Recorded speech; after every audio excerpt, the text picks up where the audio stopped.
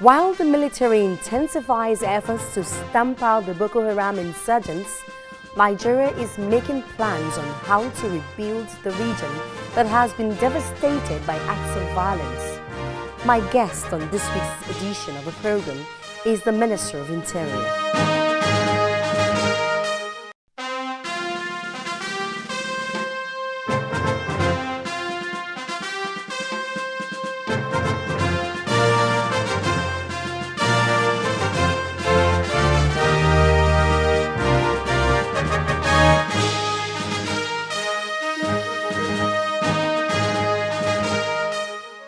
Hello, welcome to the program. I am Omelogo Nadi.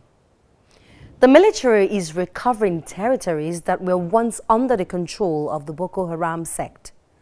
While the military operation continues, there is need for rehabilitation and reconstruction of those territories. There is an estimated 3.3 million internally displaced persons, and that's according to the Internal Displacement Monitoring Center and the Norwegian Refugee Council. Most of them are expected to be heading back to their communities. However, they may be returning to destroyed villages with no access to food, water, shelter, or even proper medical care. What efforts are governments at various levels making to establish civil authority in these reclaimed territories? The Minister of Interior would give details in the interview segment. But up ahead, the federal government has started assessing the situation of some of the reclaimed territories in the northeast with a view to rehabilitate and rebuild the region. Do take a listen. The Minister of Interior, retired Lieutenant General Abdulrahman Dambazau, arrived in the Yola Airport as he begins an assessment tour of the Northeast. While the military continues to record success in the fight against Boko Haram, the Minister is here to assess the level of security in the troubled region and ultimately establish civil authority.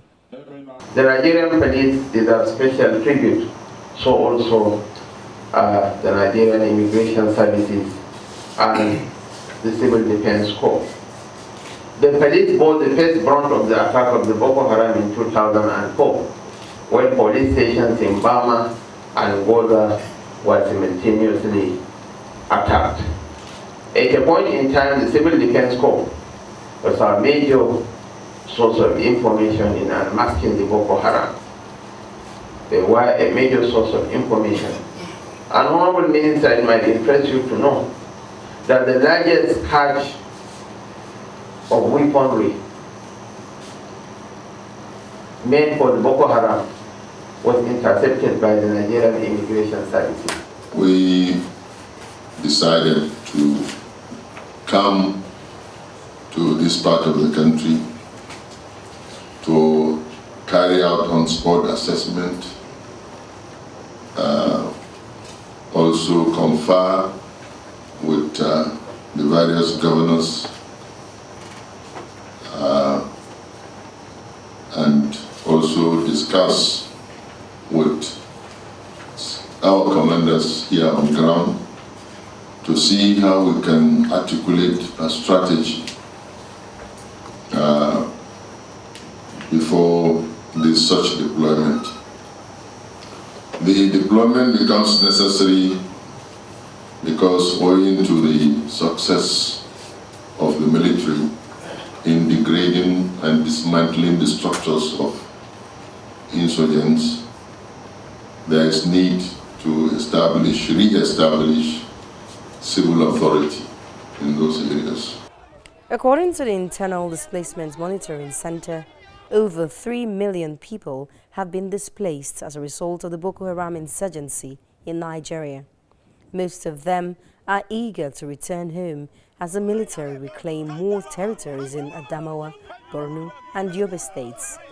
They received assurances that a well-thought-out security arrangement is being made for the civil populace. The contributions of these services towards effective state administration and the attainment of the relative peace we have been enjoying in the last 6 months or so cannot be denied.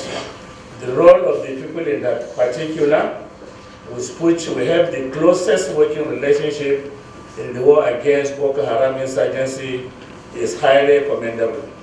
After the winning the war, there is need for us to deploy our personnel in the Ministry of Interior, specifically the Nigerian Police and the Nigerian Civil Defense, in areas that have been secured, so that some level of civil authority will be established and overall semblance of governance to enable people to resettle and continue with their normal lives.